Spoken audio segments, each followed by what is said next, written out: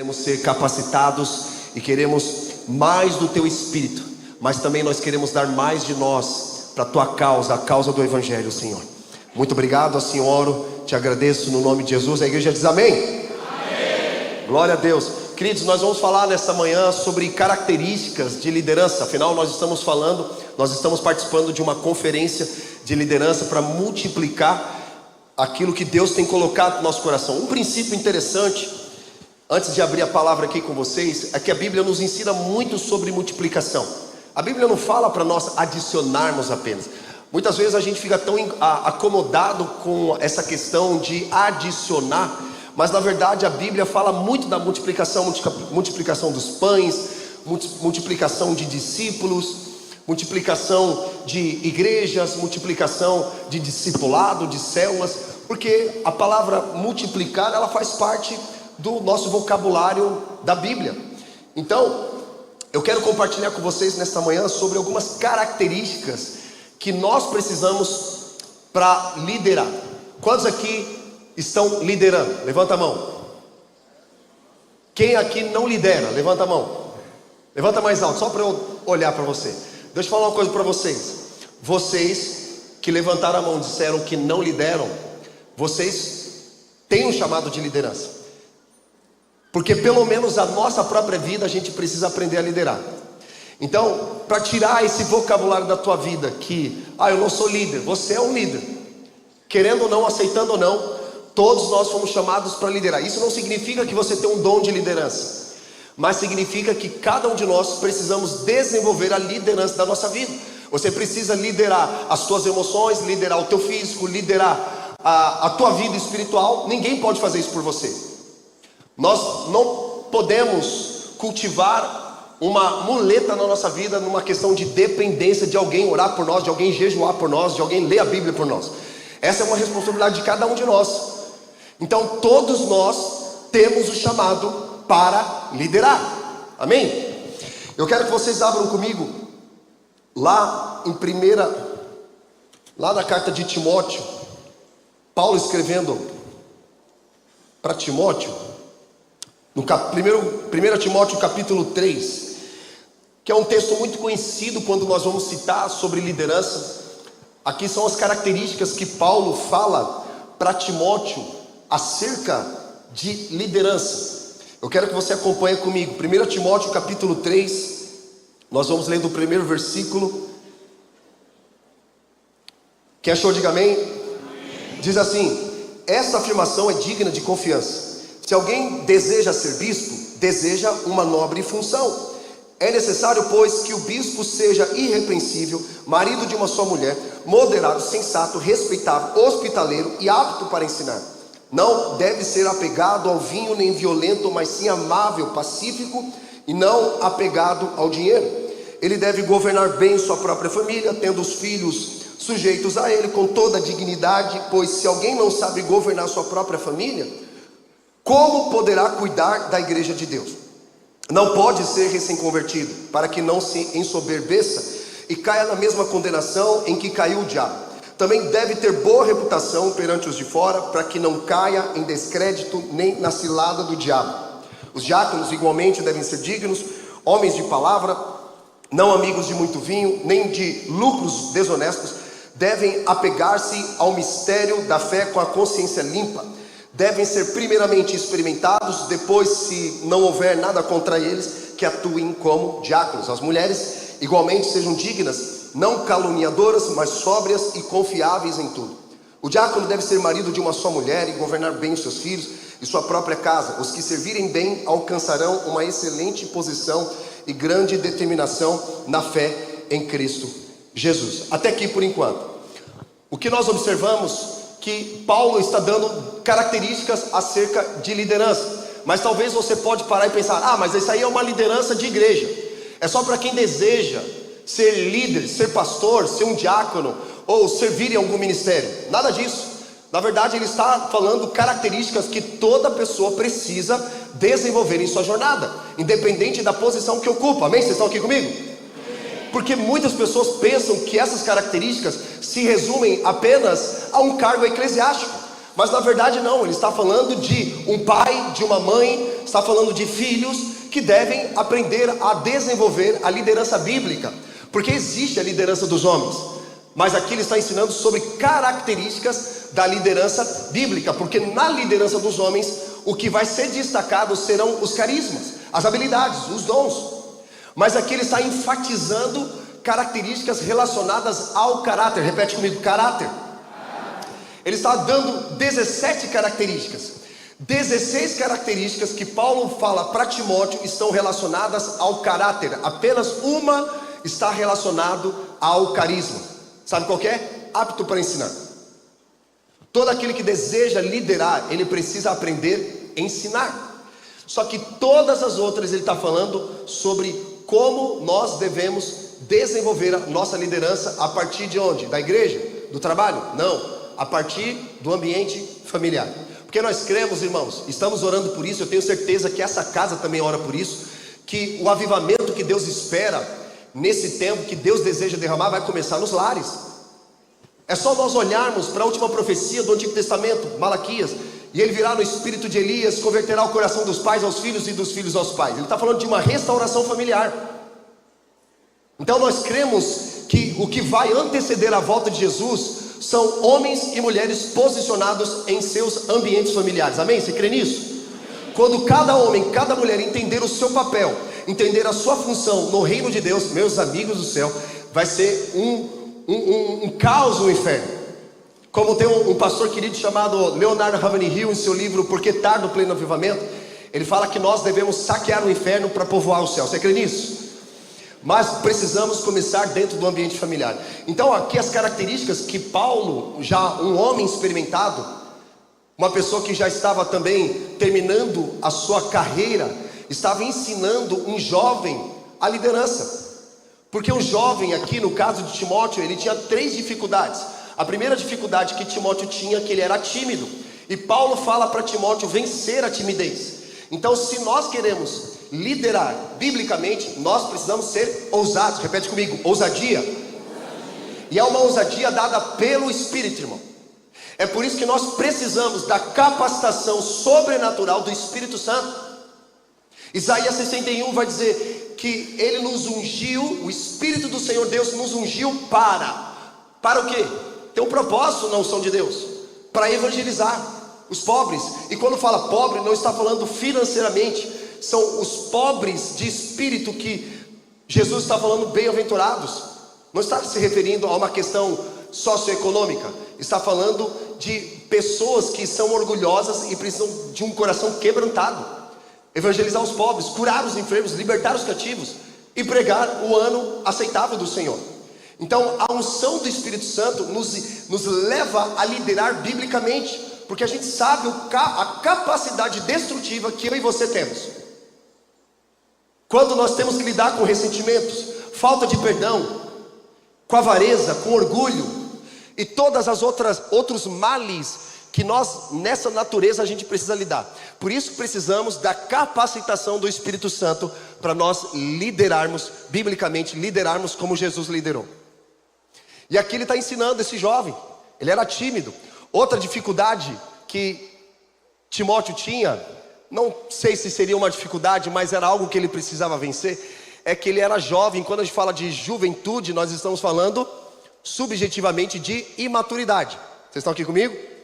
Porque ainda ele não adquiriu uma experiência necessária, por exemplo, para liderar uma igreja, ou até mesmo ser pai, ensinar outras pessoas. Tanto é que Jesus ele começa o ministério aos 30 anos. Não que seja uma doutrina, não é uma doutrina o período que você vai começar uma vida ministerial. Mas Jesus ele respeitou uma cultura da época, porque para você ter autoridade para falar o que você queria falar, precisava alcançar os 30 anos de idade, porque eles acreditavam que você tinha experiência suficiente para poder ensinar alguma coisa. Jesus passou 30 anos da vida dele se preparando. Quantos anos de ministério Jesus teve, gente? 3. Ou seja, foram 10 anos se preparando para cada 1 ano de ministério. Sabe que nós brasileiros, nós não investimos em capacitação, porque muitas vezes nos julgamos autossuficientes. Não, isso aqui eu já sei. Ah, isso aqui eu já ouvi desde da escola bíblica dominical, quando eu tinha 4, 5 anos de idade. Mas a palavra, ela sempre está se renovando. Amém? Então Jesus, ele passou 10 anos se preparando para cada um ano de ministério. Aí você para e pergunta, peraí, o que Jesus fez durante esses 30 anos? Sabe o que ele fez? Trabalhando. Vida ordinária. Deus nos prepara na vida simples do dia a dia para nos capacitar para os períodos de vida sobrenatural. Jesus, ele era carpinteiro, não que a Bíblia fala diretamente que ele era um carpinteiro, mas o filho herdava a profissão do pai.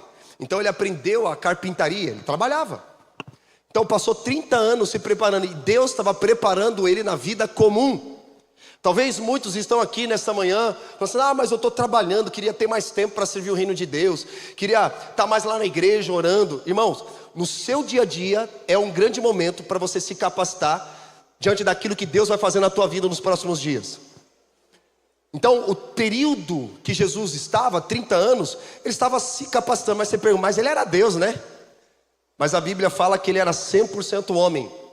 Então ele viveu de forma humana, como cada um de nós, pagando boleto, levantando cedo. Amém? Quantos aqui pagam boleto? As únicas pessoas que não pagam boleto na vida são crianças. Elas não trabalham, então elas não pagam boleto. Agora adulto paga boleto. Aleluia. Teve uma pessoa que falou assim, pastor, como é que eu faço para vencer a preguiça? Um boletão bem grande. E aí seja bem-vindo à vida adulta. Não que o nosso ministério, o nosso propósito seja trabalhar para pagar boleto. Isso é consequência daquilo que nós fazemos. O nosso propósito, quem entende os valores e princípios do reino, é que nós fomos chamados para transformar vidas. O recurso financeiro, o trabalho, é consequência desse propósito global de Deus. E eu quero trabalhar nessa primeira parte, nesse período de tempo que eu tenho, o que a gente chama de 5 Cs da liderança, que cada um de nós precisamos desenvolver. O primeiro C dessa liderança, já estou adentrando ele aqui, é caráter. Repete comigo, caráter. Esse é o primeiro princípio básico para que todas as pessoas precisam se desenvolver. Eu lembro uma vez, no período ali no começo da pandemia, teve um rapaz que ele estava tendo alguns desvios morais e éticos e espirituais. E aí eu chamei ele para conversar. Falei assim, cara, quero conversar com você, porque percebi algumas coisas e tal, quero tratar com você no discipulado. Ele ficava se esquivando. E aí eu chamei um outro pastor amigo na época. Chamei ele e falei assim, cara, eu preciso que você me ajude a ter um tempo de mesa com essa pessoa. Aí essa pessoa ficou se esquivando, falou assim, não, vamos conversar online, porque está no período de pandemia. E aí a gente faz falei assim, não. Se você fez alguma coisa no dia a dia que contraria os princípios e valores do reino, no presencial, a gente vai tratar no presencial, não no online. A gente tem que sentar na mesa e conversar. E aí sentamos na mesa. E a primeira coisa que eu falei para aquele rapaz, falei o seguinte, você é um mau caráter. Ele, como eu sou mau caráter? Falei, porque mau caráter para você é alguém que não rouba, não mata, não estupra, que não faz nada grave segundo as leis humanas. Mas você é um mau caráter. O que é um mau caráter? Alguém que não está firmado em uma verdade. Porque peguei você várias vezes usar um português nosso do dia a dia, dando ideias em meninas. Imagina, irmão, você é um homem casado, você está com a tua esposa, e aí um rapaz vem e fala assim para sua esposa, ô minha flor, ô minha nega. Como que você se sentiria? Ah, rapaz, como é que você chamou minha esposa? E aí ele tinha esses vocabulários, aí eu chamei ele justamente para tratar essas questões. Eu falei, você é um mau caráter, porque você não está firmado na verdade. Porque várias vezes eu procurei você para confrontá-lo, e você se esquivava de mim. E aí ele levantou para me agredir. Eu falei, rapaz, você vai querer me agredir? E aí eu levantei, né? Falei assim, somos homens, né? Então, o que você vai querer fazer? Aí o rapaz segurou ele, que ele já estava bem alterado emocionalmente. Falou, se acalma, cara, se acalma. Ele ficou bem nervoso. Falei assim, você é um mau caráter. E eu trato pessoas, eu não mando recado, eu não mando terceiros falar. Eu estou falando diretamente para você. Você tem mais de 18 anos de idade. Você tem ideia que você tem idade para ser preso? Você tem responsabilidades. Olha o que você fez, olha o que você falou. E aí fui tratando essas questões com ele. E ele ficou extremamente nervoso, depois se acalmou, porque ele foi percebendo algumas coisas que ele fazia, que talvez na cabeça dele era algo normal, por conta de uma cultura que ele vivia. Mas eu falei para ele, falei assim, cara, ser mau caráter não estou falando que você fez coisas assim terríveis. Estou dizendo que você não está firmado numa verdade. Então as pessoas têm uma ideia errada sobre o que é caráter, né? Quando pensam que mau caratismo é quando faz alguma coisa errada, pesada assim, sabe? Eu estava conversando com um rapaz que me trouxe lá de São Paulo, e a gente entrou no assunto sobre política, por exemplo. Eu falei assim, cara, tá na raiz do brasileiro essa desgranhenta chamada corrupção. O Brasil tem tudo para ser uma grande potência econômica, recursos naturais, minerais, mas por que não consegue? Por conta da corrupção instalada dentro da cultura brasileira. E aí eu fui contando um pouco da história do Brasil, né, para chegar onde chegamos.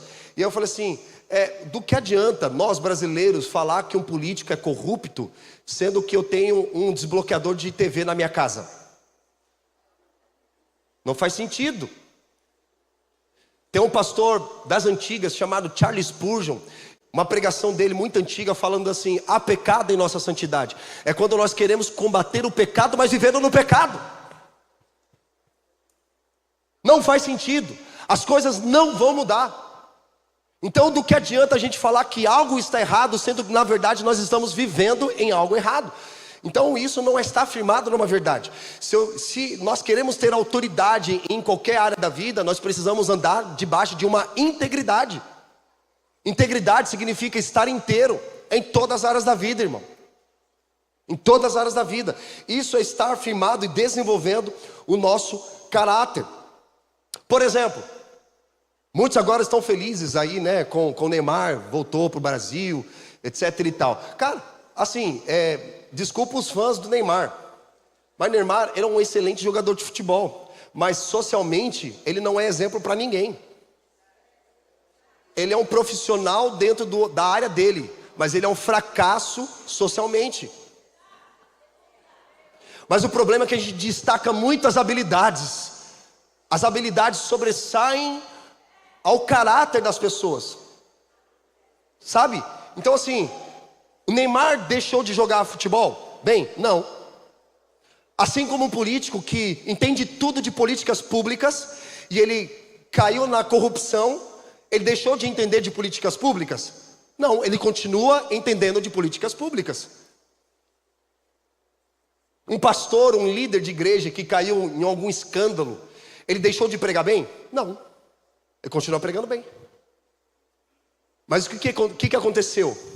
As habilidades sobressaíram, mas o caráter, não.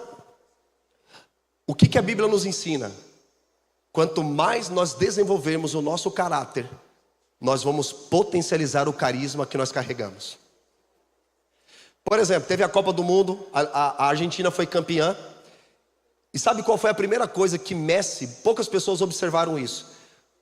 A primeira coisa que o jogador Messi fez ao serem campeões, sabe o que foi? Chamou a família e levantou a taça com a família. Ele fez questão de introduzir a família dele para aquela celebração. Não é à toa que ele foi quantas vezes melhor jogador do mundo? Umas 8, 7, não sei. 8. Aí tem alguém que tem de futebol. Obrigado, valeu. Você percebe que quanto mais nós desenvolvermos o nosso caráter, vamos potencializar as habilidades que Deus nos deu? É isso que a Bíblia está nos ensinando. Que o caráter, ele deve sobressair o carisma. Os dois precisam caminhar juntos, caráter e carisma. Mas, sobretudo, o caráter de Cristo em nós deve sobressair na nossa jornada. Então é isso que Paulo está ensinando para Timóteo. Que nós precisamos desenvolver o caráter dentro da nossa vida. Um dia desses eu vi uma entrevista daquela Cristiana Junqueira, fundadora do Nubank. Perguntaram assim para ela, qual o critério que você utiliza para selecionar os seus funcionários? E ela respondeu de bate pronto, o caráter. Ele pode não ter habilidade, pode não ter carisma, mas se nós percebermos que ele tem caráter, mesmo não tendo carisma, nós contratamos ele. E nós damos curso para ele, nós pagamos, investimos, porque é uma pessoa íntegra. Então nós queremos para a nossa equipe pessoas íntegras, pessoas justas, pessoas que realmente estão entendendo o DNA das coisas. Claro que a igreja é um lugar perfeito para pessoas imperfeitas, amém? A gente vai lidar com todo tipo de gente, mas quando se diz respeito de liderança, quando a gente tem o objetivo de servir cada vez mais o reino, a gente precisa saber com quais são as pessoas que nós estamos sentando. Sabe qual é o problema nosso? Que nós estamos celebrando mesas que Jesus quer virar. A gente precisa entender que tipo de mesa nós estamos sentando. Eu tenho isso como critério primordial na minha jornada, irmão. Porque a gente vai lidar com todo tipo de gente. Quando alguém senta na mesa e começa a falar mal do outro, eu falo, para! E eu não fico de ouvido, eu não fico emprestando os meus ouvidos, deixando a pessoa falar. Eu interrompo ela na hora. Ela gostando ou não. Fala, irmão, deixa eu falar uma coisa. Eu conheço tal pessoa, não é nada disso do que você está falando. Talvez você teve uma visão míope, ou talvez realmente você tem alguma verdade nisso. Mas nós não estamos aqui na mesa para ficar falando mal dos outros. Nós estamos aqui para celebrar Jesus. Nós estamos aqui para ter um discipulado, falar de Jesus, falar do reino. Então a gente precisa saber muito bem que tipo de mesa nós estamos sentando. Amém, irmãos? Porque eu vou te falar, o povo cristão gosta de uma fofoca. Não é à toa, só para você ter uma ideia, um dos Instagrams mais acessados hoje é um site de fofoca chamado Fuxico Gospel. O povo que gosta de uma fofoca, o povo que gosta de ouvir da desgraça dos outros. Deixa eu falar uma coisa para você. Se você não tiver o objetivo de se responsabilizar por aquilo, não se envolva e nem fale. Só se envolva em áreas que realmente você vai se responsabilizar. Eu lembro uma vez que teve um rapaz amigo nosso, inclusive lá de Bragança, falou assim para mim, Robert, fulano de tal, não sei o que, teve uma péssima experiência com a gente, eu queria que você tomasse um pouco de cuidado. Eu falei assim, cara, o tempo que eu tive com ele não percebi nada disso, mas obrigado, vou ficar mais atento com a situação toda, para depois te dar um feedback com relação a isso, né? Então, a gente fica atento, não que ele falou mal, mas como ele respeita uma amizade, ele me sinalizou de algo que talvez eu não estava observando, mas em nenhum momento a gente falou que era um falso irmão, que era uma pessoa que a gente precisava excluir, de maneira alguma. Eu falei assim, se eu tiver a oportunidade de poder falar alguma coisa na vida dele, eu falo, mas eu tenho que gerar uma conexão com ele. E aí eu falei o seguinte, se eu for tocar nesse assunto, que é talvez um desvio de caráter, mas eu não me responsabilizar pelo cuidado dele, então é melhor eu não me envolver. Melhor não falar nada. Porque você fala, você se envolve com algo que você não vai se responsabilizar pela restauração daquela pessoa. Então é melhor você nem se envolver, irmão. Fora disso, é fofoca. Agora, se aquela pessoa tem um desvio de caráter, um desvio espiritual, um desvio moral, você for confrontá-la, mas com o objetivo de cuidar dela, com o objetivo de auxiliar, aí tudo bem. Agora, não se envolva com aquilo que você não vai se responsabilizar. Eu tenho 4 discípulos em casa, 5 com a minha esposa. Eu tenho que me responsabilizar por eles. Então eu me envolvo na vida deles. Eu estou cuidando da minha casa. Antes de cuidar da igreja de Cristo, eu preciso cuidar da minha casa. Então o caráter, ele está ali, sabe? Para ser desenvolvido, e a gente precisa ter o caráter de Cristo, amém, irmãos? Porque se depender do nosso caráter, a gente está lascado. Jesus é um exemplo de amor, exemplo de perdão, exemplo de liderança. Por isso que Paulo diz, sejam meus imitadores como eu sou de Cristo. Ele não está dizendo para você ter a mesma identidade de Paulo. Ele está dizendo, veja o que eu faço, porque eu vejo o meu Cristo fazendo. É por isso que ele fala, sejam meus imitadores. Agora, um outro ponto que eu queria observar aqui com relação à liderança. Liderança significa mover pessoas. Basicamente é isso, mover pessoas do ponto A ao ponto B.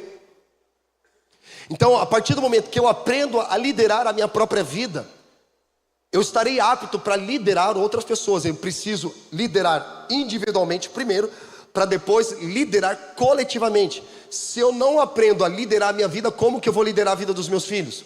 Como que eu vou liderar a vida da minha esposa? Eu preciso estar bem emocionalmente.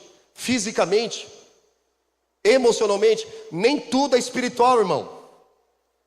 Tem gente que não consegue servir o reino por conta de mau cuidado com a sua mente e com o seu corpo. Ele tem disposição, ou melhor, tem disponibilidade, mas não tem disposição.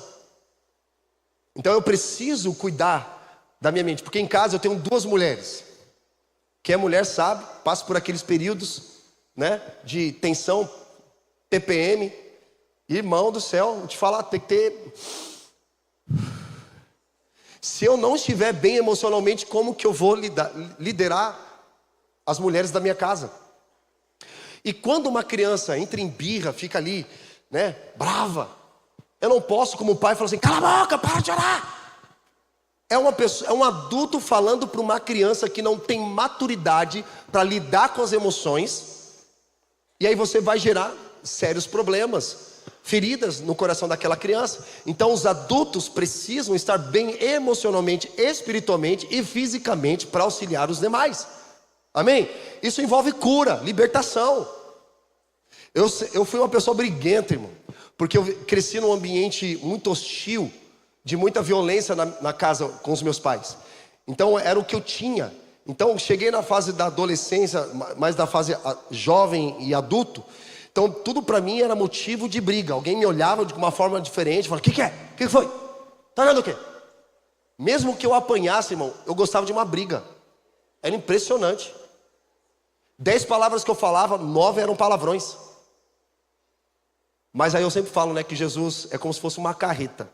O dia que você tem um encontro com Ele, te atropela, você fica irreconhecível, amém? Glória a Deus. Você é outra pessoa, cara. Pega uma foto sua de 10 anos atrás para você ver a coisa feia que tu era. Não posso falar que era coisa feia, porque se eu falar isso, um dos meus filhos fala assim: pai, não existe gente feia, existe gente mal arrumada e fedida. Amém? Glória a Deus. Então tem chance para você, irmão. Passa um perfume, se veste bem, fale bem. Porque, dá uma dica para os homens aí que tá solteiro. Tem solteiro aqui? Irmão, mulher não está interessada muito na estética, sabe? Mulher está mais interessada no conteúdo. Se você é um homem íntegro, se você é um homem que tem caráter. Claro que se for bonito é um bônus, né? Glória a Deus. Mas lá em casa a gente tem essa regra: não existe gente feia, porque todos são a imagem e semelhança de Deus. Se você chamar alguém de gente feia, você está ferindo a imagem e semelhança do Senhor. Então, essas questões que a gente está abordando aqui, elas são importantes da nossa jornada.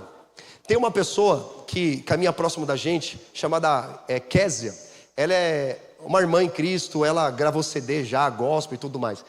E ela é casada e tem 3 filhos pequenos. Mas tem um detalhe: ela não tem os 2 braços e as 2 pernas. Aí você pergunta, como?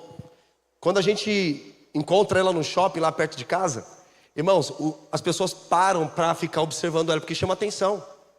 Ela depende do marido para tudo, para entrar no carro, descer do carro, ir para cá, ir para lá. E aí você olha e você fala assim: cara, não é uma questão física. É uma mulher que, se você senta para conversar com ela, pensa numa identidade muito bem firmada. Ela não se preocupa com o que as pessoas estão pensando a respeito dela fisicamente. Não se preocupa com os olhares de reprovação. Aí você percebe que é uma mulher muito bem definida em quem ela é. Sabe por quê? Uma mulher de caráter. É incrível, irmão, incrível. Não que ela tenha que usar da deficiência dela para mostrar o quanto ela tem caráter. Ela não precisa se apoiar nessas amuletas, entende? Ela simplesmente entende quem ela é, por conta do caráter. Então não se resume uma questão física, e muito menos intelectual. Eu conheço tanta gente inteligente, irmão, mas é tão mau caráter. Uma pessoa que não sabe lidar com pessoas, não sabe, não tem nem poder para curar uma herpes na boca de alguém. Eu lembro uma vez que perguntaram para uma senhora do ciclo de oração se ela conhecia João Calvino. Alguém conhece João Calvino aqui? Perguntaram assim para ela: a senhora conhece João Calvino? E ela respondeu: é uma marca de biscoito, meu filho. João Calvino foi um homem que escreveu muitos livros, né? É conhecido como calvinismo, porque ele foi o pai do calvinismo que escreveu lá as Institutas e tal. Cara, se você pegar um livro dele, é dessa grossura aqui, acho que ele levou uns 5 anos para escrever o trem daquele. Mas ele não é mais amado do que aquela senhora que conhece menos do que ele. Agora, se você perguntar para aquela senhora onde aperta o botão de fazer o céu descer na terra, uma mulher que carrega a presença, está entendendo? Então o caráter não está relacionado apenas a uma questão intelectual. É bom que você tenha um intelecto. Tem um pastor querido chamado John Stott, que ele fala assim: crer também é pensar. Talvez eu não seja uma pessoa que vai fazer você chorar, se quebrantar. Talvez eu seja uma pessoa nesta manhã que vai fazer você pensar com relação à sua movimentação. Então, quando você é salvo, Deus não tira o seu intelecto, pelo contrário, Ele usa o teu intelecto para a glória dEle. Amém? Então, caráter é a capacidade moral de agir diante das circunstâncias, mesmo quando as coisas estão contra você. A gente estava conversando ali atrás, falando a respeito disso, que sempre na mesa a gente vai encontrar pão, vinho e traição. Então, se você entende que você foi chamado para liderar e não sabe lidar com traições, então não é para você. O que a gente aprende? Que quando nós temos a capacidade dada pelo Espírito Santo, não é nós batermos de frente com o problema, mas é usar o problema para potencializar o propósito que Deus confiou em nossas vidas. Lembra quando Jesus ele começa a dizer assim, lá em Mateus 16, versículo 11, ele começa a dizer assim: quem eu sou para vocês? Aí eu respondo: tu és Jeremias, Elias, um dos profetas. Mas para vocês, isso é o que eu sou para os outros, mas para vocês. Aí Pedro responde, que era Simão: tu és o Cristo, o Filho do Deus Altíssimo.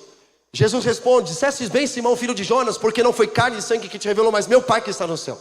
Por isso te digo que tu és Pedro, e sobre esta pedra edificarei a minha igreja, e as portas do inferno não prevalecerão contra ela. E a igreja pentecostal dá glória a Deus, aleluia. É isso. Só que aí depois Jesus começa a falar o seguinte: mas esse Cristo, essa revelação, vai sofrer, morrer e no terceiro dia vai ressuscitar. Aí Pedro, com a alma brasileira, por isso que eu gosto de Pedro, cara. Um personagem, um dos discípulos que eu mais gosto é Pedro, porque Pedro, se não fosse de Israel, seria brasileiro. Ele chega para Jesus e fala assim, chama Jesus de canto e começa a repreender Jesus, dizendo assim: tenho compaixão de ti, isso de modo algum vai te acontecer. Se depender de mim, você não vai sofrer, morrer e nem ressuscitar. Nunca, não.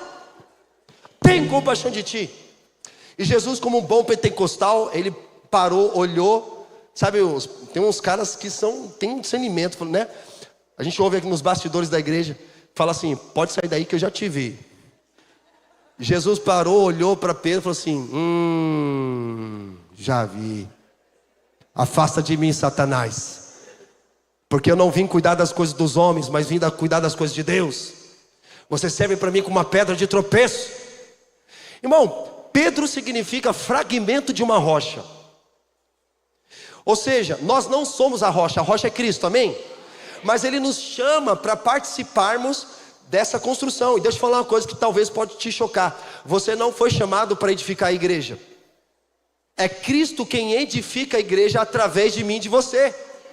Então você precisa se colocar, se dispor, sabe? Por isso que Paulo vai dizer em Romanos 12: ofereçam como sacrifício vivo, santo e agradável ao Senhor. Isso é um culto racional. Agora, sacrifício diz respeito a algo morto, mas é um paradoxo. Ele está falando sobre matar a velha natureza que habita dentro de nós. Quando nós nos tornamos uma nova criatura, filhos de Deus, aquela velha natureza, ela quer vir para fora. E aí Deus nos dá o Espírito Santo para subjugar a velha natureza contra nós. Por quê? A carne milita contra o Espírito todo dia. Mas o poder do Espírito Santo nos ajuda a vencer as tentações. Então Jesus fala assim: eu vou sofrer, morrer e no terceiro dia ressuscitar. Por quê? Era o propósito dele. Só que Pedro não entendia. Pedro era fervoroso, mas não tinha profundidade, não tinha revelação. E ele fala assim: não, nunca. Aí outras situações ele fala assim, Jesus fala assim: o pastor vai ser ferido e as ovelhas vão se dispersar. O que ele fala? Nunca. Nunca vou te abandonar, Jesus. Aí Jesus para e olha para ele e fala assim: Pedro, tu nasceu no Brasil, né, Pedro? É o famoso tamo junto, é nós, qualquer coisa me liga. Não, nunca vou te abandonar. Aí, no outro momento, Jesus começa a falar e fala assim: Pedro, antes que o galho cante, você vai me negar 3 vezes. Nunca, Senhor. O que ele fala? Nunca vou te negar. De maneira alguma. Tamo junto, é nós, qualquer coisa me liga, Jesus. O que aconteceu, irmão? Ele negou e abandonou Jesus. Então a gente precisa colocar o caráter acima do carisma e das emoções também. Amém? Amém? Vocês estão aqui, gente? Vocês estão entendendo isso? Então que o Espírito Santo de Deus venha sobre nós. Parar com essa cultura brasileira, tudo um jeitinho, tudo daquele, sabe? Então a gente vive, aí eu vou fazer propaganda, tá? Com a cultura do reino. Aleluia! Então, Paulo está falando, principalmente do versículo 1 ao 7, aqui do capítulo 3 que nós lemos, que um líder ele deve carregar, acima de tudo, o caráter de Cristo. O outro C que a gente observa, obviamente, acabei falando em cima disso, que é o C do carisma. Carisma é uma habilidade que Deus te deu. Na teologia nós chamamos de graça comum. Todos receberam uma habilidade comum para fazer alguma coisa. Existe o dom natural, o dom espiritual e o dom ministerial. Os 3 têm como objetivo servir pessoas. Para que existe o carisma? Para servir pessoas. Mas infelizmente a gente associa que o carisma é uma pessoa carismática, alegre, né? Uma pessoa vibrante, uma pessoa que está correndo para lá e para cá, uma pessoa que anima outras pessoas. Não, isso não é carisma. Eu lembro que quando o fundador da Microsoft, Bill Gates, ele abriu mão da presidência e colocaram um outro cara para substituí-lo. E no dia da apresentação desse rapaz, irmão, parecia uma palestra coach. Ele pegou e começou a colocar com música alta e começou a gritar no microfone: yes, yes, yes. E as pessoas vibrando junto com ele. Só que a vibração, a emoção, ela passa. O carisma, ela passa. Então o carisma não está relacionado a uma extravagância de felicidade, mas o carisma está relacionado a um dom, um talento, uma habilidade, mas com o objetivo de servir pessoas. Amém? Deus nos deu habilidades. Desde criança a gente aprende ali alguma habilidade, e os pais precisam ter um olhar, um discernimento para entender qual tipo de habilidade, de interesse ou gosto que um filho está desejando. E quando a gente traz isso para um discipulado, a gente precisa, como discipulador, observar as características daquela pessoa. Eu não posso colocar o que eu gosto sobre a outra pessoa. E uma coisa que eu aprendi, acho bom vocês anotarem, eu sei que vai ficar gravado no vídeo, mas existem 3 pontos que nos ajudam a discipular pessoas, que é opinião, conselho e palavra de Deus. O que é opinião? Opinião, quando alguém pede, por exemplo, uma opinião sobre um relacionamento, você vai dar, só que a opinião é baseada em um gosto pessoal. Agora, conselho, por favor, pastor, me dá um conselho sobre esse relacionamento. Você vai dar um conselho baseado em uma experiência. Você pode dar um conselho, você pode emitir uma opinião, mas sobre os dois precisa prevalecer o que a palavra de Deus diz. O que a palavra de Deus diz sobre relacionamento? Não é o que eu acho, não é o meu conselho e não é a minha opinião. É o que a palavra de Deus diz. Então por isso que Paulo está falando para Timóteo, ser apto para ensinar, precisa estudar as escrituras, precisa ler a palavra e interpretar da maneira correta, não é da forma como eu quero. Dentro da teologia a gente chama de exegese hermenêutica. O que é exegese? É quando eu busco entender o que Deus falou para eles naquele período. O contexto histórico está direcionando para quem, o que está acontecendo. Isso é uma exegese. Eu preciso saber o que é exegese e entender o que o texto está dizendo. Agora a hermenêutica é a aplicação daquele texto para os dias de hoje. Enquanto exegese é o que Deus está falando para eles naquele período, hermenêutica é o que Deus está falando para nós agora. Amém? Vocês estão entendendo? Então, Paulo está dizendo, seja apto para ensinar. Conheça as escrituras. E um conselho que eu dou é, ao invés de faça o seu devocional, é importante, mas acima do devocional tenha devoção, porque tem muita gente fazendo devocional, mas sem devoção a Deus. Quer bater uma meta, quer cumprir com um período, quer cumprir com uma campanha, alguma coisa assim do tipo, para mostrar, eu terminei. É igual vai para uma academia, tá pago. Não, não é assim. É você ter tempo, você desbruçar na palavra. Deus me deu uma palavra no final do ano, quando Jesus diz assim, eu sou a videira e vocês são os ramos. E todo o ramo que permanecer em mim, eu permanecerei nele e darão muitos frutos.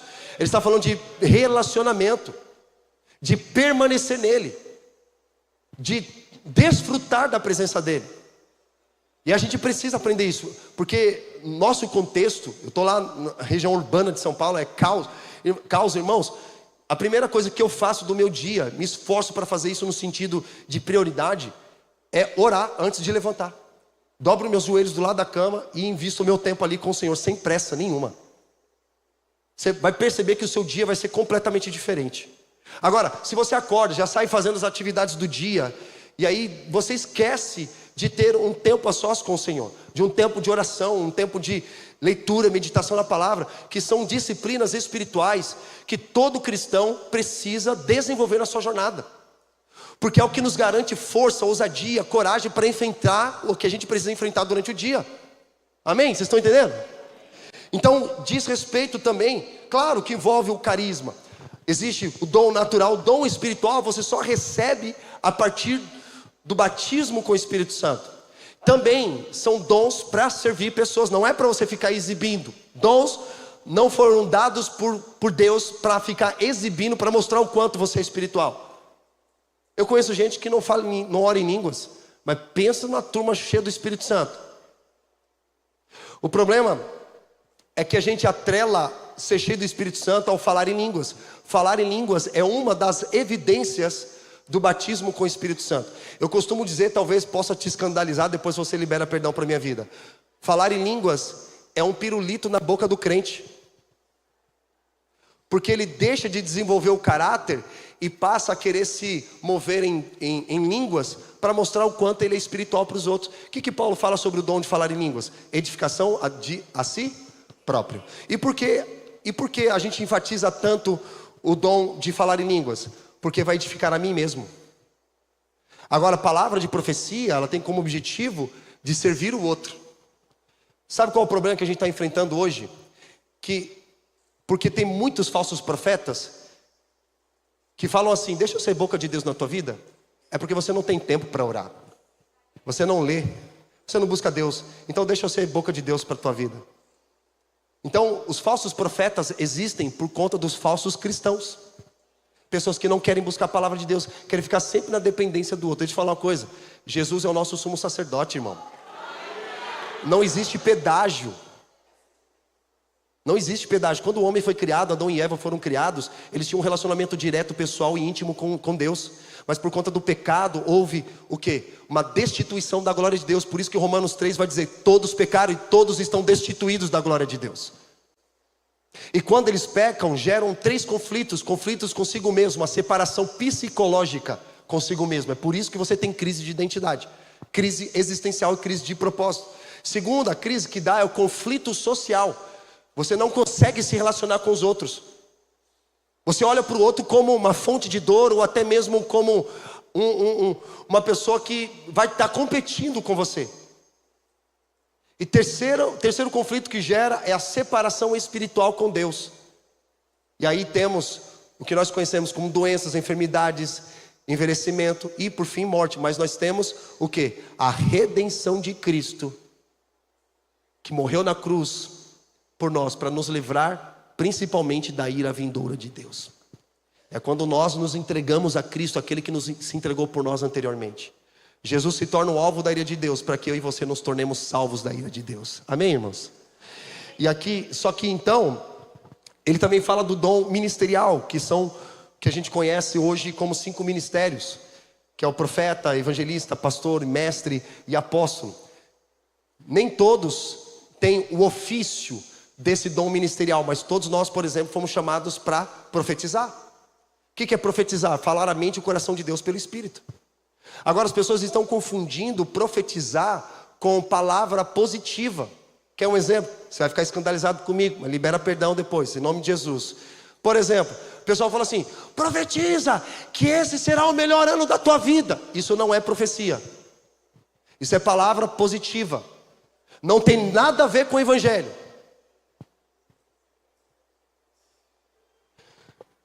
Profecia não é só falar as boas notícias.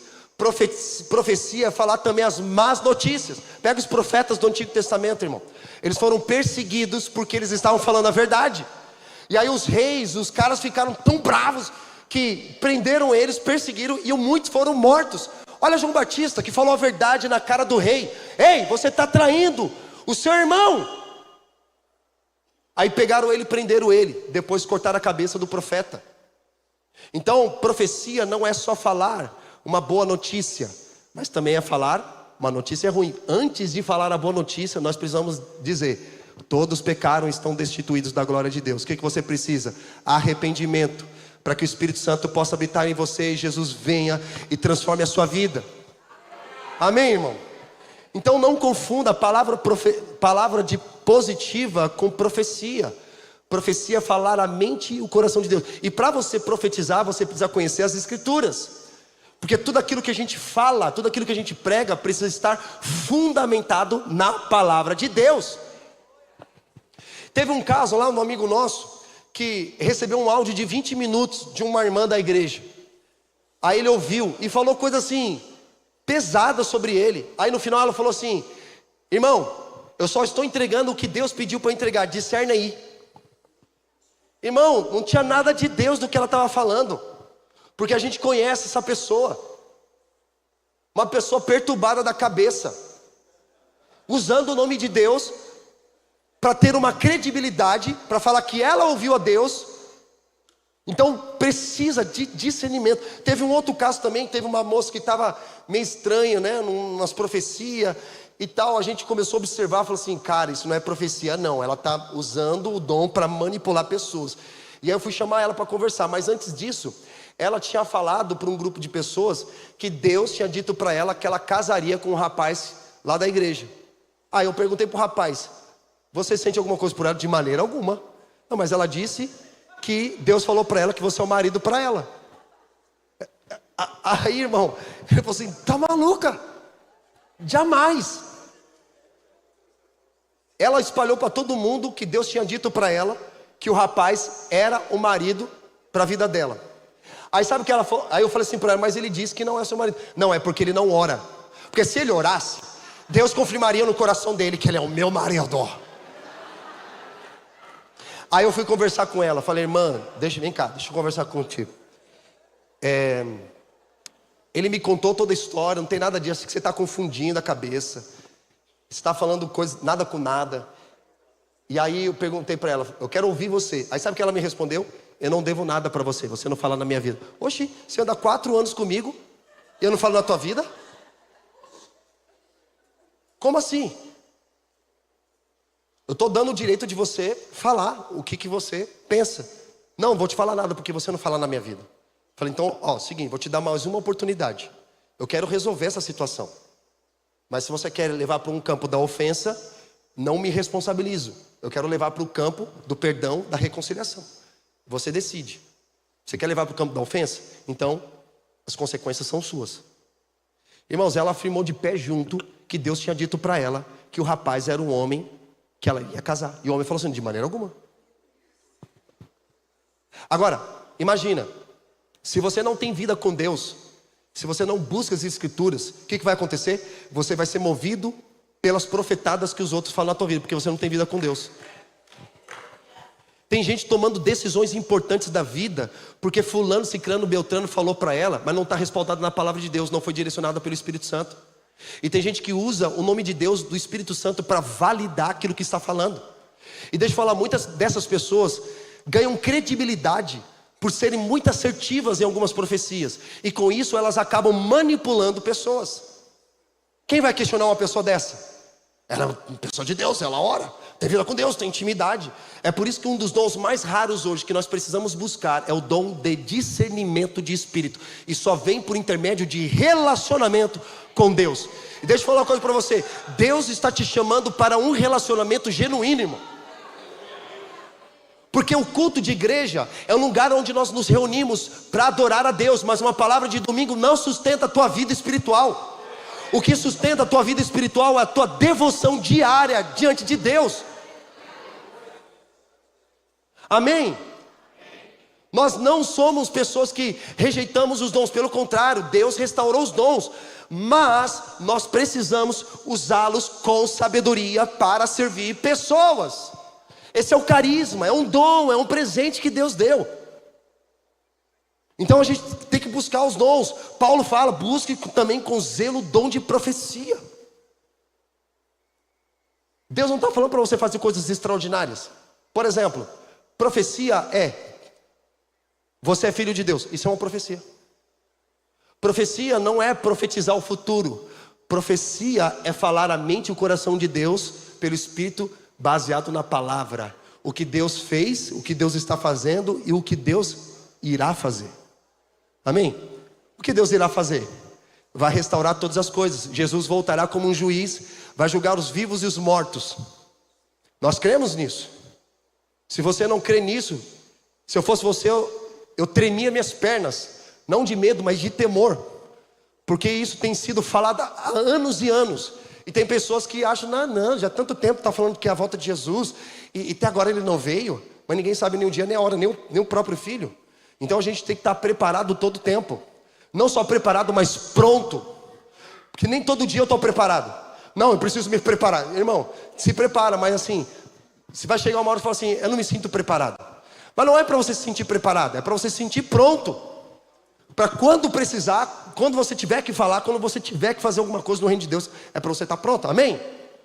Então isso está relacionado ao carisma. Outro ser importante da nossa vida, que é a comunhão. O que significa a comunhão? No grego é a palavra koinonia, parceria. Aí entra o tamo junto, é nós. Qualquer coisa me liga, que é a parceria mesmo. Chegam uns emocionados lá na igreja e falam assim, pastor, tamo junto. Falei, rapaz, vem cá, deixa eu te ensinar uma cultura aqui da igreja. Não fala tamo junto da boca para fora, não, porque você não vai sustentar aquilo que você está falando. Porque na hora que for realmente tamo junto e qualquer coisa me liga, na hora que for precisar de você, você não vai comparecer. Então, vamos trabalhar isso no discipulado, para você não ser emocionado. Amém? Aí ele, tá bom, pastor, tamo junto. Falei, calma, rapaz. Porque, querido, a comunhão, ela tem a ver com estar junto.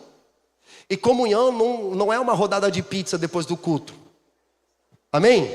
Vamos ter uma comunhão. Vamos pedir umas pizzas aí e vamos ter... Não, pode ter comida, porque a palavra comunhão está relacionada com a palavra comida. Amém? Glória a Deus. E é uma grande verdade, porque a comida sustenta o nosso corpo físico, enquanto a comunhão sustenta a nossa alma. Então precisa dos dois, comunhão e comida. Glória a Deus, aleluia. Onde tem comunhão tem comida, onde tem comida tem comunhão, tem crente. Aleluia. É por isso que o pessoal fala lá fora, olha, vou te falar, crente não bebe, não fuma, mas come, hein? Mas é verdade, tá certo. A gente gosta de comer. Amém? Então comunhão, irmãos, tem a ver essa koinonia, é estarmos juntos. E a gente trabalha no discipulado 3 pilares, se você quiser anotar. 3 pilares dentro desse discipulado, dessa comunhão. Primeiro pilar que não pode faltar é a palavra de Deus. A gente não vai ficar jogando conversa fora, conversa tola. A gente pode falar sobre vários assuntos. Podemos falar de futebol, podemos falar de política, debaixo de um respeito. Podemos falar sobre família, podemos falar sobre ciências, criação de filhos, várias coisas. Mas sobretudo, para todo crente precisa ter a palavra de Deus. Vamos abrir a Bíblia, vamos falar de Jesus. O que Deus está falando, o que Deus está fazendo. Então a gente tem dentro do discipulado a palavra. A gente pode utilizar materiais para isso, livros, vamos ler um livro juntos, e vamos ler um livro específico, ou vamos ler a Bíblia, e vamos nos reunir uma vez por semana, 2 vezes por semana, para a gente compartilhar o que Deus tem falado especificamente no coração de cada um, para trazer edificação. Amém. Segundo pilar que nós trabalhamos é a construção de uma amizade. Todo mundo na igreja é irmão, mas nem todo mundo é amigo. Tem muita gente confessando pecado para irmão de igreja e não para amigo, porque tem irmão, meu amigo, que ele fala o seu pecado para Deus e o mundo. E muitos, quando você confessa um pecado para alguém, ele pode usar lá na frente isso como uma arma contra você. Então saiba muito bem para quem você confessa as tuas dificuldades, os teus pecados. Não compartilhe as tuas feridas para quem não sabe lidar com feridas. Esse é um conselho importante. Não compartilhe as tuas feridas para quem não sabe lidar com feridas. Amém? Porque pessoas curadas, elas vão curar pessoas. Amém? Pessoas feridas, elas vão ferir pessoas. Nem todo mundo da igreja é amigo. E sabe de uma coisa? Jesus revela os seus segredos aos amigos. Lembra quando ele fala assim: já não vos chamo mais de servos, mas de amigos, porque eu vos darei a conhecer aquilo que eu ouvi do meu Pai. Ou seja, ele não compartilha segredos com qualquer pessoa. Ah, porque Deus não revelou isso para mim? Porque Deus não fez? É porque, meu amigo, você precisa crescer e amadurecer. Deus te ama tanto que Ele não entregou algumas coisas sobre a tua responsabilidade, porque você ainda não tem maturidade suficiente para lidar com ela. Porra, é a minha bênção, eu quero a minha bênção, porque Deus sabe, Deus te ama tanto que não quer perder você para a própria bênção dEle. Então muitos de nós recusamos em amadurecer. É por isso que herança não é dada na mão de criança. Herança é dada na mão de gente responsável, amém? De gente adulta, que sabe o que quer na vida, tem visão de reino. Amém, irmãos? Então a comunhão também não tem a ver com um grupo de afinidades. Ah, eu vou me envolver com áreas que eu gosto, ou com pessoas que pensam igual a mim. Isso não é comunhão. Porque quem é pastor sabe que a gente tem que lidar com todo tipo de gente. A gente não pode colocar lá na placa dizendo: ó, só vai entrar aqui na igreja só gente perfeita, que gosta de rock. Eu gosto de rock. Gosta de rock, gosta disso, gosta daquilo outro. Os demais podem ficar do lado de fora. Eu só quero gente que pensa igual a mim e que gosta de coisas que eu gosto. Então comunhão não é um grupo de afinidades. Irmão, eu fui grunge. Alguém sabe o que é grunge? O pessoal bate, pode ter medo, pode levantar a mão. Eu já fui grunge também, pastor. Eu fui grunge, irmão. Sabe o que era grunge? Gostava de Nirvana, Pearl Jam. Usava All Star vermelho, calça rasgada, camisa flanelada, cabelo vermelho, piercing na cara. E por que eu fiz isso? Porque eu queria fazer parte de um grupo. Eu tinha que me vestir do mesmo jeito, falar do mesmo jeito, para ser aceito. Agora no reino de Deus, Deus aceita todo mundo, irmão. Glória a Deus. Uma coisa que a gente aprende, por exemplo, quando a gente vai fazer apelo, quem quer entregar sua vida para Jesus? Aí vem uma galera na frente, né? Aí o irmão vem, vou fazer a oração do pecador. Pai, eu entrego a minha vida, agora eu era órfão, agora eu sou filho. Aí todo mundo abraça, chora. Aí o irmão, né, foi tocado. Oh meu Deus, eu era órfão, eu sou filho agora, porque eu era rejeitado, excluído, ninguém me amava, ninguém me aceitava. Jesus me aceitou. Oh glória. Aí irmão, isso é evangelismo, amém? O discipulado é diferente. O discipulado vai falar o seguinte: agora irmão, enxuga as tuas lágrimas, porque você vai andar com Jesus. Aleluias. A porta é estreita. Porque Paulo vai dizer em Colossenses 2,6: da mesma forma que receberam a Cristo, ande nele. O problema é que muitas pessoas pensam que Jesus é apenas Salvador. Oh meu Salvador, Jesus também é Senhor. Amém? E olha só para você ver a fragilidade emotiva que nós temos. Veio uma onda numa época onde a gente cantava muitas músicas de Deus é o nosso Pai. Abba, eu pertenço a ti. Os irmãos colocavam assim: oh meu Deus, eu sou filho, Deus é o meu Pai, Paizinho lindo, eu te amo. E aí se coloca nos braços do Pai, se colocava no braço dos pais. Aí imagina Deus fazendo um cafuné na sua cabeça. E aí o cara ficava lá deitado em berços esplêndidos. Só que deixa eu falar uma coisa, a boa notícia é que a Bíblia fala mais de Deus como Senhor do que de Pai. O que isso nos comunica? A gente veio de uma geração de orfandade. O Brasil é um país órfão, onde a maioria dos lares são destruídos, onde não tem a presença paterna, os filhos crescem de forma disfuncional, onde a mãe fala assim: eu sou pai e mãe, porque eu sou mãe solo, cresci sem a presença de um homem. E aí, pelo menos na minha vida foi assim, minha mãe destruiu a imagem paterna, mesmo meu pai sendo um péssimo pai. E eu cresci com a mentalidade dizendo: homem não presta. Tanto é, irmão, que quando eu me converti em 2008, eu falava assim: Deus, se você não fizer, pode deixar que eu faço, porque eu nunca dependi do meu pai para nada. Está entendendo? E aí, naquele pensamento, mentalidade de independência, eu orava a Deus, mas eu não tinha Deus como o meu pai. Mas quando eu entendi que Deus era o meu pai, eu entendi também que Deus, além de pai, Ele era o meu Senhor, que eu devia me submeter à vontade dEle, dizendo: ei, você precisa liberar perdão, você precisa tirar esse ressentimento do coração. Não, mas eu não amo aquela pessoa. Mas quem falou que eu pedi para você amar? Quem disse que eu estou te dando uma sugestão? Você é meu discípulo ou você é um cristão, minha boca? Eu falei: Senhor, eu quero ser um discípulo. Então o discípulo não faz acepção de áreas que ele quer servir. Amém? Eu só vou servir na área que eu gosto. Pastor, eu posso ajudar nessa área? Eu já aprendi, né, irmão? Por isso que eu estou falando isso. Jesus não pediu a tua ajuda.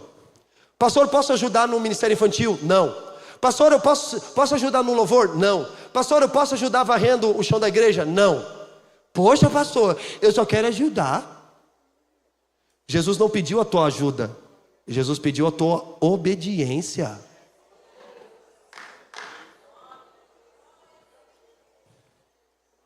O que diferencia um cristão para um discípulo? O cristão, irmão, ele só se envolve em áreas que ele quer servir, que ele tem como uma área que ele gosta. Ele faz acepção de pessoas e faz acepção de áreas. O que é um cristão? Cristão é aquele que crê em Cristo, glória a Deus, amém? Só que ele chama a gente também de discípulo. O discípulo não faz acepção de áreas, ele serve na área que é necessário servir, mesmo ele não gostando, mas ele está ali disposto, disponível, amém? Então Deus está nos empurrando para esse lugar de maturidade também. O quarto C é o chamado. O significado de chamado é um convite divino para abraçar a salvação de Deus. Vocação, o que significa vocação? Vocação é o chamado de Deus para você ser e fazer.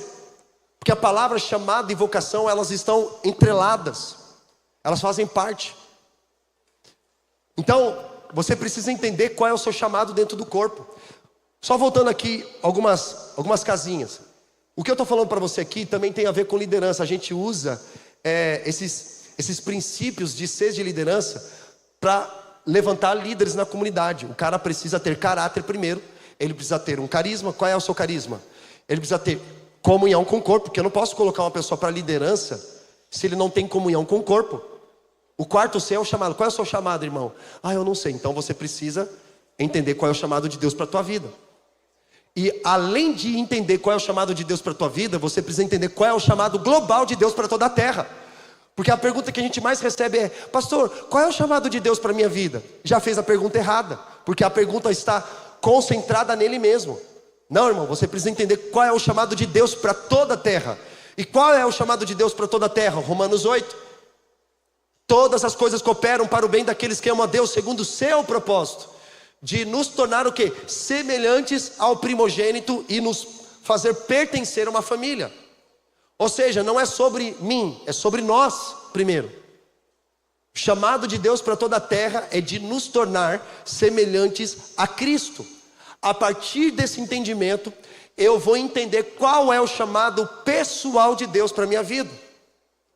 Eu estudei, eu trabalhei, fiz faculdade, irmão. Eu achava que eu seria uma pessoa que abriria uma agência de comunicação. Estudei sobre isso, falei, vou abrir uma agência, vou ganhar muito dinheiro.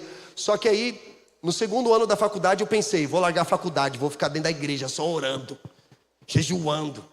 Porque na minha cabeça, naquela época, era o seguinte: o que era santo e bom era ter uma função dentro da igreja. O que era ruim e secular e profano era ter uma função fora da igreja. Quer um exemplo? Eu fui da igreja católica renovada, carismática. Você passava em frente a uma igreja católica, o que você faz? Passava em outra igreja católica. Quando eu parava em frente a uma igreja católica, eu era um cristão. Era bom, santo. Mas eu tinha que seguir para o meu trabalho secular. Então a gente aprendeu essa separação. Para todo discípulo de Jesus não há vida secular. Tudo que ele faz é espiritual, amém? Cuidar de filho é espiritual, trabalhar é espiritual, é adoração, a vida inteira é adoração. Então isso tem a ver com a questão do chamado. Eu pensei, acho que meu chamado é um profissional da comunicação. Eu trabalhava com shows, com eventos. Acho que meu chamado é trabalhar com entretenimento. Mas aí Deus tinha planos diferentes para mim, irmãos. Deus me tirou dessa área e me colocou no chamado que eu tenho hoje. Agora, você não pode confundir profissão com propósito. Tem um filme chamado Soul, da Disney, em que o músico, ele é um músico fracassado, já avançado em idade, morando com a mãe. 40 anos de idade morando com a mãe. Que é a realidade de muitos brasileiros, né? Morando com a mãe. Não casa, não estuda, não trabalha. E aí, ele entendia que o propósito dele era ser músico, mas tocar com grandes músicos. O que ele fez? Aí ele buscou isso, só que ele morre, tem uma viagem transcendental. É um pouco espírita esse filme, mas tira essa parte, só pega o que convém. Aí ele entende que o propósito de vida dele não era tocar com músicos famosos, não era música. A música era uma ferramenta para ele transformar vidas. Então é diferente. Então você precisa entender qual é o propósito de Deus para toda a terra, que aí você vai entender o propósito de Deus para a sua vida. Amém? E por fim, querido, eu quero compartilhar com vocês o que a gente chama de cultura. Cultura é um conjunto de pensamentos, de comportamentos, e diz respeito também a uma visão, valores, missão, que tanto o ministério que você carrega, a igreja que você congrega, o seu trabalho precisa ter uma cultura. E qual é a cultura do reino que a gente encontra? Mateus 5, 6 e 7.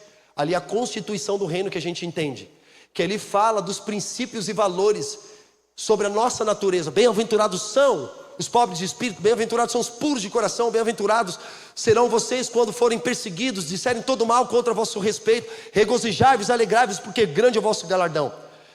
E aí ele fala que nós somos o sal da terra, a luz do mundo, que nós temos que amar aqueles que nos odeiam e orar por aqueles que nos perseguem. Essa é a cultura do reino.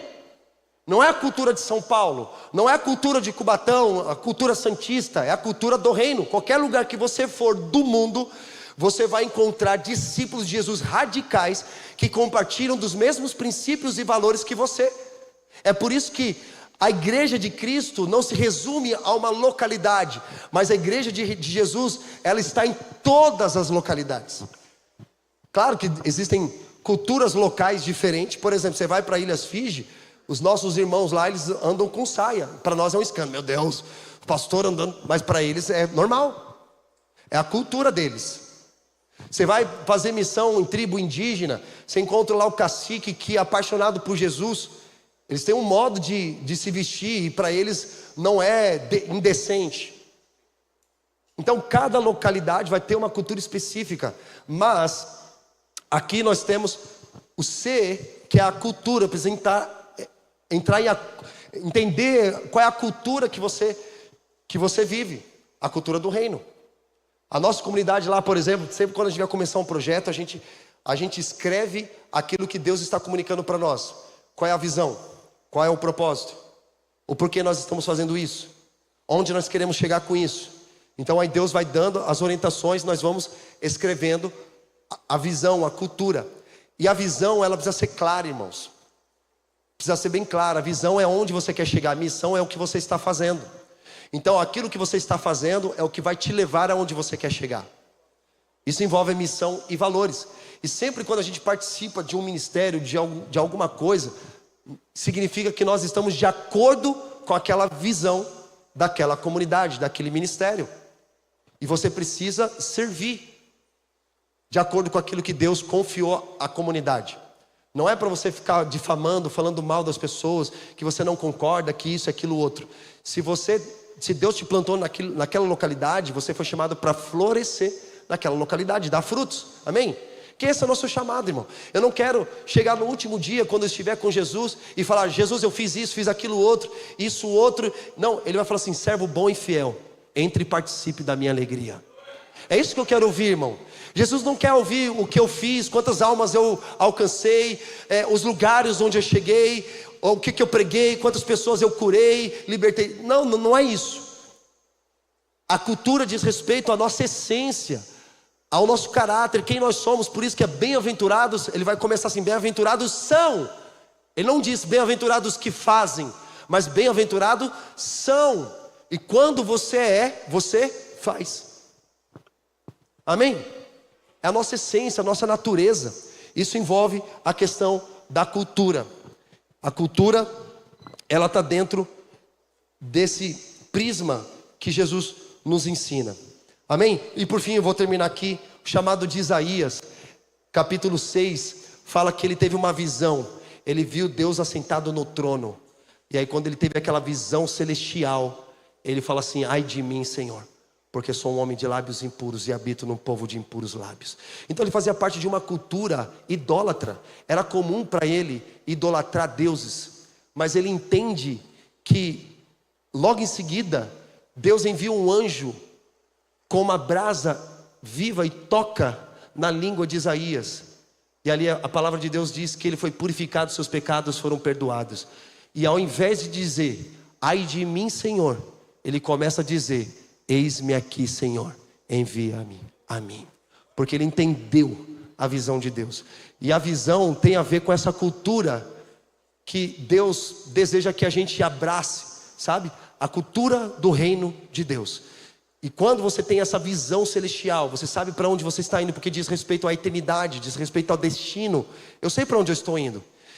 E o fato de eu saber para onde eu estou indo vai impactar aquilo que eu estou fazendo. Amém? Repete assim comigo: a esperança com relação ao futuro vai determinar a minha missão no presente. Enquanto estou olhando para aquilo que está por vir, estou trabalhando e fazendo aquilo que Deus me confiou. Amém, irmãos? Então seja responsável com aquilo que Deus te confiou. Não fica perdendo tempo com denúncias, com escândalos por aí. Cara, seja responsável com aquilo que Deus confiou nas tuas mãos. Se Deus confiou pessoas, discípulos, seja responsável, cuida dessas pessoas, para que quando Jesus voltar, Ele vai dizer: presta conta daquilo que eu te confiei. Servo, Ele vai chamar de servo bom e fiel. Entre e participe da minha alegria. É isso que nós queremos ouvir, irmão, quando Ele voltar. Amém? Glória a Deus. Coloca a mão no teu coração, quero orar por você. Jesus, muito obrigado por esta manhã, obrigado por essa palavra, que ela nos leve a uma profunda reflexão sobre a missão celestial que o Senhor confiou a cada um de nós. Nós te honramos, te glorificamos, Senhor, nesta manhã, e oro para que cada palavra, cada semente que foi semeada aqui neste lugar, Senhor, venha cair em terra fértil, que venha produzir frutos, 100% de frutos, Deus. Sejam frutos que vão causar muito impacto, Senhor. Como diz a tua palavra, tu és a videira e nós somos teus ramos. E aqueles que permanecerem em ti, o Senhor permanecerá em nós, e nós daremos muitos frutos, e frutos que durarão para sempre, Senhor. Esse é o nosso chamado aqui nesta terra, que nós possamos ser responsáveis com aquilo que o Senhor tem nos confiado. Abençoe a vida de cada um, que o Senhor ministre essa palavra, que essa semente ela venha germinar, ela venha crescer, se tornar uma grande árvore frutífera, que muitas pessoas sejam beneficiadas por isso, Pai, em nome de Jesus. A igreja diz amém. Amém. Glória a Deus, queridos, muito obrigado. Deus abençoe vocês. Deus já te deu a palavra, Deus já te deu a visão, Deus já te deu a unção. Abre essa boca cheia de dente e vá fazer o que Deus mandou você fazer.